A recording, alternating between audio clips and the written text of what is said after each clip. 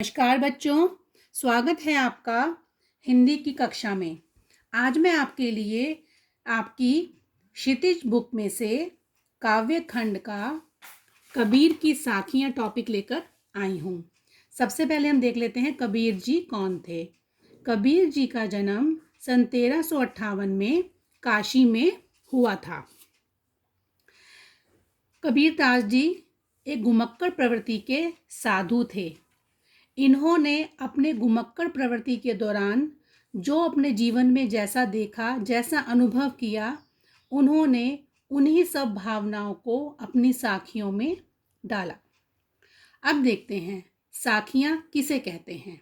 साखी का अर्थ होता है बच्चे साक्षात ज्ञान या प्रत्यक्ष ज्ञान।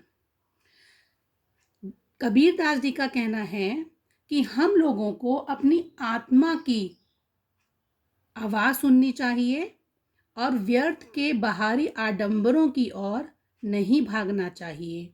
हमें हमेशा सहज भक्ति को महत्व देना चाहिए। उन्होंने मूर्ति पूजा, तिलक, माला और बाहरी पाखंडों का सदैव विरोध किया है। उनका कहना है हिंदू और मुसलमान दोनों में ही ईश्वर का निवास है। तो चलिए बच्चों, हम पढ़ते हैं अपनी कबीर की साखियों में से पहली साखी। मान सरोवर सुभर जल, हंसा केली कराही, मुक्ता फल मुक्ता चुगे, अब उड़ी अनत न जाही। इसका भावार्थ समझेंगे बेटा। मान सरोवर में लबालब जल भरा हुआ है, जहाँ हंस क्रीड़ा कर रहे हैं। क्रीड़ा मतलब खेल रहे हैं। वे मुक्त भाव से सरोवर में मोती चुग रहे हैं। उन्हें जल क्रीड़ा में इतना आनंद आ रहा है कि वे वहां से उठकर किसी अन्य जगह पर नहीं जाना चाहते। आशय ये है कि प्रभु भक्ति में लीन होने वाला व्यक्ति जब उसे प्रभु भक्ति करते हुए आनंद की प्राप्ति होने लगती है तो वह उस आनंद को छोड़ के कहीं और नहीं जाना चाहता। वह सर्वत्र और हमेशा उसी स्थान पर बने रहना चाहता है। हंस अर्थात भक्तजन मान सरोवर को छोड़कर अन्य कहीं इसीलिए नहीं जाना चाहते क्योंकि उन्हें भक्ति में सच्चा सुख अर्थात मुक्ति का आनंद मिल गया है। अब देखते हैं बेटा दूसरा साखी। प्रेमी ढूंढत में फिरो, प्रेमी मिले न कोई, प्रेमी को प्रेमी मिले, सब विष अमृत होए। कबीर दास जी कहते हैं मैं यानी कि जो भक्त है, मैं, आप, बच्चों कोई भी हो सकता है, किसी सच्चे प्रभु प्रेमी को खोजने निकलते हैं, परंतु बहुत से यत्न करने पर भी हमें कुछ नहीं मिलता। जब मुझे सच्चा प्रेमी मिलता है तो मेरे सब पाप पुण्य में बदल जाते हैं। सच्चा प्रेम मतलब कि जब हम ईश्वर की भक्ति करते हैं और वो भक्ति हमें मिलती है, उसको यहाँ बोला गया है सच्चा प्रेम। तो हमारी वासनाएं नष्ट हो जाती हैं, दुर्वासनाएं समाप्त हो जाती हैं, मन में पवित्रता रूपी अमृत का संचार होने लगता है।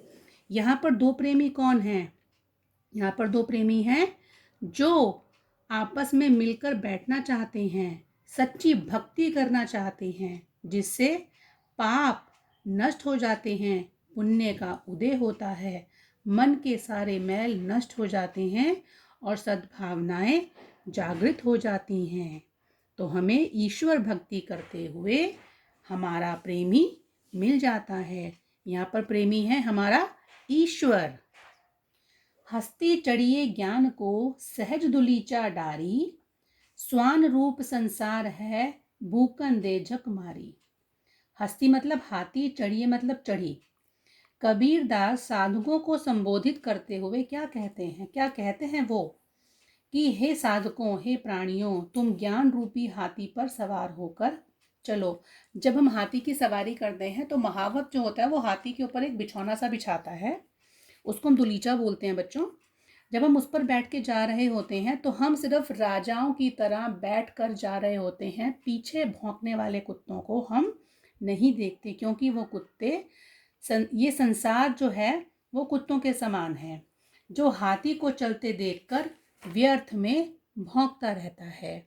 यानी कि ज्ञान की तुलना यहाँ पर हाथी से की गई है।